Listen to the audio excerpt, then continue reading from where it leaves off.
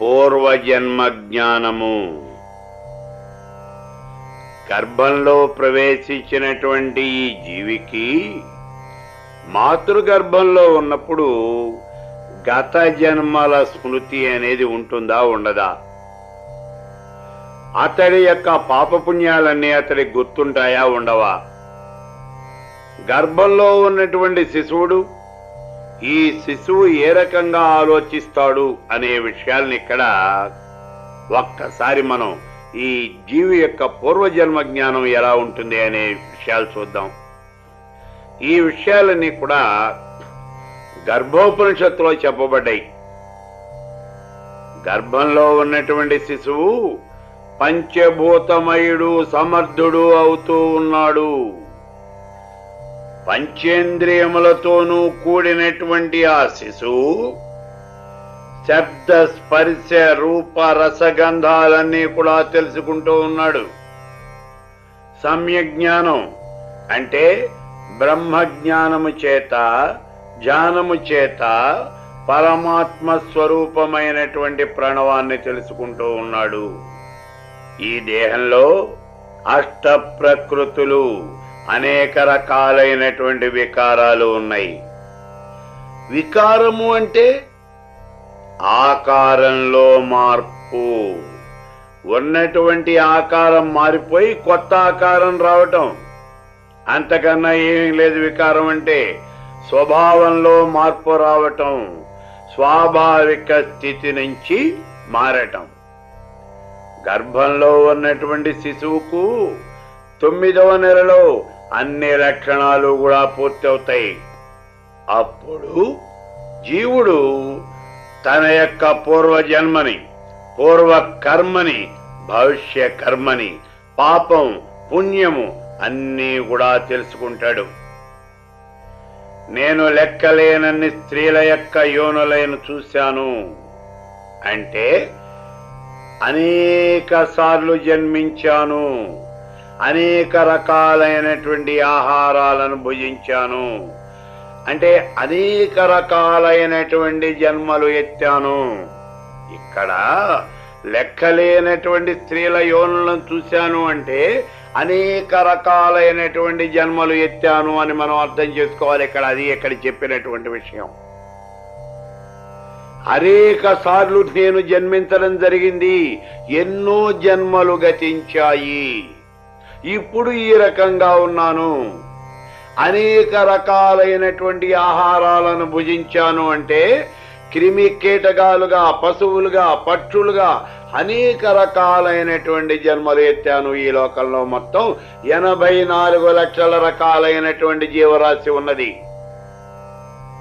ఇందులో ఒక్కొక్క రకమైనటువంటి జీవికి ఒక్కొక్క రకమైనటువంటి పదార్థం ఆహారంగా ఉన్నది. కాబట్టి అనేక రకాలైనటువంటి ఆహారాలను భుజించాను అంటే అనేక రకాలైనటువంటి జన్మలు ఎత్తాను. ఒకసారి క్రిమిగా, కీటకంగా, గొంగళి పురుగుగా పుట్టాను, పేడ పురుగుగా పుట్టాను, పశువుగా పుట్టాను, ఆవుగా పుట్టాను, మేకగా పుట్టాను, గేదెగా పుట్టాను. ఇదిగో చివరికి ఎన్నో జన్మలు ఎత్తిన తర్వాత ఇప్పుడు ఈ మానవ జన్మ ఎత్తుతూ ఉన్నాను. అనేక స్తనాలను పానం చేశాను.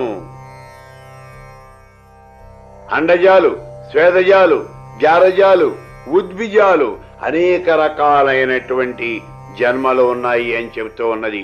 ఈ సృష్టిలో జీవి ఎలా ఆవిర్భవిస్తుంది అంటే అండజములు గుడ్డు నుంచి పుట్టేటటువంటివి, స్వేదజములు చెమట నుంచి, మలిన పదార్థముల నుంచి, బురద నుంచి జన్మించేటటువంటివి, ఉద్భిజములు విత్తనముల నుంచి పుట్టేటటువంటివి, జారజములు స్త్రీల యొక్క యోనుల నుంచి ఆవిర్భవించేటటువంటివి. ఇక్కడ స్త్రీలు అంటే మానవులు అని మాత్రమే కాదు, పశుపక్షాదులు కూడా. ఈ రకంగా అనేక రకాలుగా ఈ సృష్టి జరుగుతూ ఉన్నది అని చెప్పేసి ఇక్కడ మనకి చెప్పబడుతూ ఉన్నది. అందులో అనేక స్తనాలను నేను పానం చేశాను. నేను మేకగా పుట్టినప్పుడు ఆ తల్లి మేక దగ్గర పాలు తాగాను, గేదెగా పుట్టినప్పుడు తల్లి గేదె దగ్గర పాలు తాగాను, గాడిదగా ఉద్భవించినప్పుడు ఆ గాడిద దగ్గర పాలు తాగాను నేను. ఈ రకంగా అనేక స్తనాలను పానం చేశాను. ఇప్పటి వరకు అనేక రకాలైనటువంటి జన్మలు ఎత్తాను. ఈ సమస్త పృథివీ కూడా నా జన్మభూమి. సమస్త భూమి కూడా శ్మశాన భూమియే. ఇక్కడ చూడండి, వాడు చెప్తూ ఉన్నాడు, జీవనుకుంటున్నాడు, సమస్తమైనటువంటి పృథివీ అంతా కూడా నా జన్మభూమి. ఎందుకని అంటే ఒక్కొక్కసారి ఒక్కొక్క చోట నేను జన్మించడం జరిగింది. నేలలో నుంచి పుట్టాను, బురదలోంచి పుట్టాను, గాలిలో నుంచి పుట్టాను, అనేక రకాలుగా జన్మించాను. కాబట్టి సమస్త భూమి అంతా కూడా నా జన్మభూమి. ఒకసారి ఇక్కడ పుట్టాను, ఇంకోసారి ఇంకోసారి పుట్టాను. సమస్త భూమి శ్మశాన భూమియే. అంటే మరణించినటువంటి వాళ్ళని ఉత్తర క్రియలు జరిపే శ్మశానం. మరి ఇన్ని జన్మలలో ఇన్నిసార్లు నేను మరణించినప్పుడు ఆ ఉత్తర క్రియలు ఎక్కడ జరుగుతూ ఉన్నాయి అంటే ఆ శ్మశానంలోనే జరుగుతూ ఉన్నాయి. ఆ ఉత్తర క్రియలు ఎక్కడైతే జరుగుతాయో అదే శ్మశానం. కాబట్టి ఈ పృథ్వీ మండలం మొత్తం మీద ఉత్తర క్రియలు జరుగుతూనే ఉన్నాయి. మనం అనుకుంటాం శ్మశానం అంటే ఎక్కడో ఊరికి ఉత్తరంగా ఉన్నది అని. అదేం కాదు. అది ఎక్కడ కేవలము మానవ శరీరాల్ని, మానవ కళేబరాల్ని దహనం చేయటానికి లేదా ఖననం చేయటానికి ఏర్పాటు చేయబడినటువంటిదే ఆ శ్మశానం. కానీ క్రిమికీటకాలు నశించినప్పుడు, అవి మరణించినప్పుడు మన ఇంటి దగ్గరే పడేస్తున్నాను చూడండి, వాటికి ఇదే శ్మశానం. కాబట్టి ఈ సమస్త పృథ్వీ మండలము శ్మశానమే. నేను 84 లక్షల రకాలైనటువంటి యోనులందు జన్మించాను. 84 రకాలైనటువంటి 84 లక్షల రకాలైన జీవరాశి ఉన్నది అన్నాం. ఇన్ని రకాలైనటువంటి జన్మలు ఎత్తాను నేను. ఎన్నోసార్లు పుట్టాను, ఎన్నోసార్లు చచ్చాను, ఎన్నోసార్లు సంసారినయ్యాను.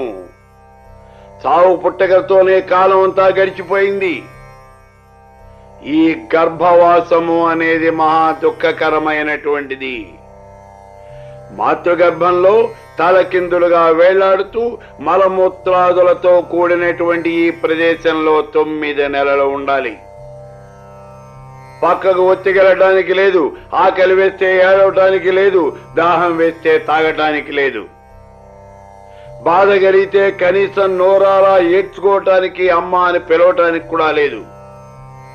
అటువంటి గర్భవాసము అనేది చాలా దుఃఖభాజనమైనటువంటిది. అటువంటి ఈ గర్భంలో 9 నెలలు తలకిందులుగా వేలాడుతూ ఉండాలి.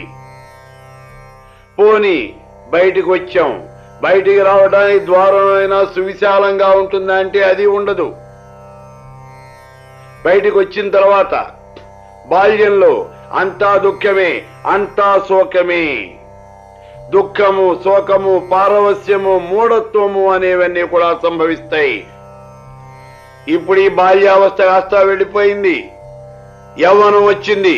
యవ్వనంలో శరీరం మదించి ఉంటుంది కాబట్టి శరీరం విర్రవీగుతుంది, దాని ఇష్టం వచ్చినట్టు పనులు చేస్తుంది. అంతేగాని మంచి పనులు అనేది ఎప్పుడూ చెయ్యము. సోమరితనం, చెడ్డ పనులు మాత్రమే చేస్తూ ఉంటాం. విషయాల యందు ఆసక్తి అనేది బాగా పెరుగుతుంది. తాపత్రయాలు అనేవి బాగా బాధిస్తూ ఉంటాయి.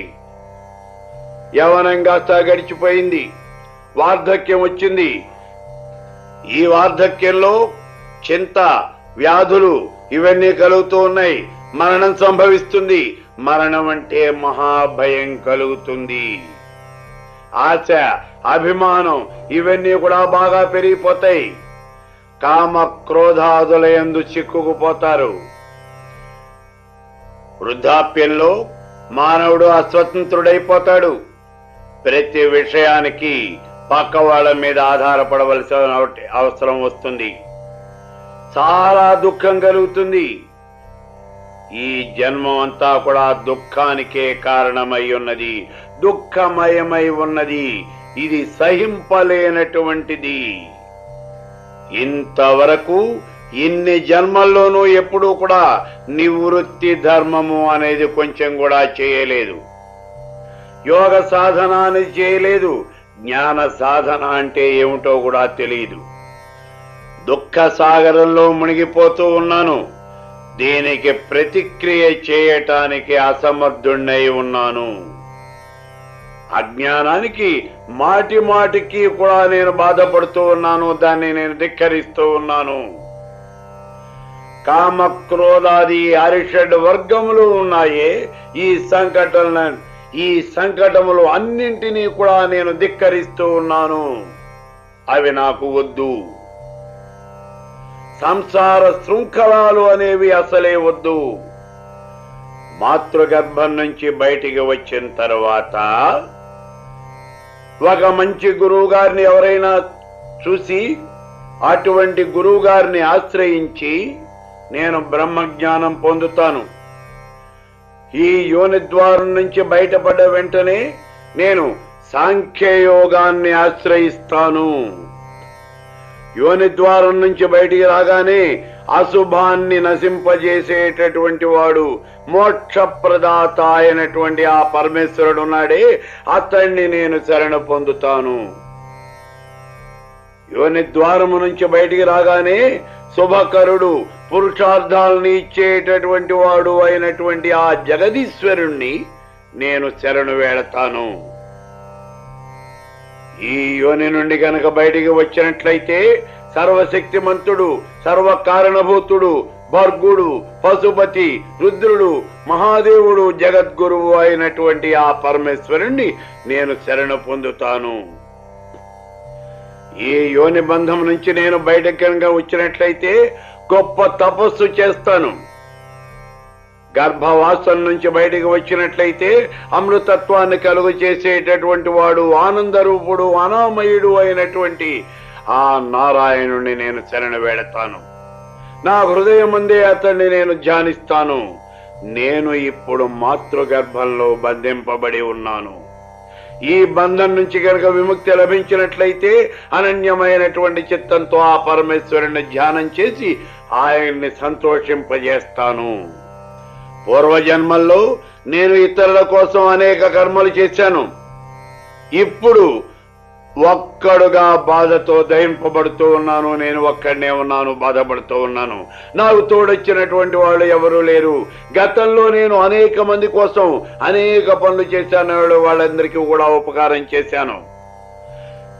నా వల్ల ఫలితం అనుభవించిన వాళ్ళందరూ కూడా గతించిపోయారు. పూర్వజన్మల్లో నేను నాస్తికుడినై ఉన్నాను. నిర్భయంగా అనేకమైనటువంటి పనులు చేశాను. ఆ పాప ఫలం అంతా కూడా ఇప్పుడు అనుభవిస్తూ ఉన్నాను. ఇక ముందు కాలంలో ఆస్తికుడినై కాలం గడుపుతాను. ఈ రకంగా గతంలో జరిగినటువంటి విషయాలన్నీ కూడా మాటి మాటికి ఆలోచించుకుంటాడు. సంసార దుఃఖాన్ని అనేక సార్లు స్మరించుకుంటాడు. ఎవరు? ఈ గర్భంలో ఉన్నటువంటి శిశువు. ఆ జీవుడు వైరాగ్యాన్ని అవలంబించి అజ్ఞాన కామ్య కర్మాదులతో మోహం పొందుతూ ఉన్నాడు. ఆ జీవుడు వందలాది స్త్రీల యొక్క యోని ద్వారములను పొంది ఉన్నాడు. ఇప్పుడు ఆ యోని ద్వారం నుంచి విడుదల పొందటానికి ప్రయత్నిస్తూ ఉన్నాడు. అలా విడుదల పొందటానికి శక్తులైనటువంటి వాడై యంత్రంలో చిక్కుకున్నటువంటి వాడిలాగా బాధింపబడుతూ ఉన్నాడు. దుఃఖాతిశయంతో కష్టపడుతూ ఉన్నాడు. ప్రసవ వాయువు చేత పీడించబడుతూ ఉన్నాడు. జన్మించిన వెంటనే అతడు మాయ చేత వ్యాపించబడుతూ ఉన్నాడు. అప్పుడు అతడు పరలోక సాధనాన్ని దేన్ని కూడా స్మరించడం లేదు. అపరోక్ష జ్ఞానం లేక బాధపడుతూ ఉన్నాడు. పృథివీ స్పర్శ అయిన వెంటనే, అంటే ఈ భూమి మీద పడగానే, మాతృగర్భం నుంచి ఈ భూమి మీద పడగానే జీవుడంతా కూడా క్రూర దృష్టి గలవాడు, పామరుడు అవుతూ ఉన్నాడు. నీళ్లతో కడగబడిన తరువాత అతడికి ఆ దృష్టి దోషము అనేది పూర్తిగా నశిస్తుంది. జీవి పుట్టిన తర్వాత జన్మ, మృత్యు, కర్మ, శుభ అశుభ సాధనలు ఏవి కూడా స్ఫురించవు. వాసనలన్నీ కూడా బీజ రూపంలో గూఢంగా ఉండిపోతాయి. పూర్వజన్మ కర్మానుసారమే ఈ భూమి మీద సంచరిస్తాడు. ఈ రకంగా గర్భంలో ఉన్నటువంటి శిశువుకి పూర్వజన్మ జ్ఞానము అనేది పూర్తిగా ఉంటుంది. కానీ అతడు ఈ భూమి మీద పడగానే పూర్వజన్మ జ్ఞానం అంతా కూడా నశించి పూర్వజన్మ కర్మానుసారమే అతను వర్తిస్తాడు.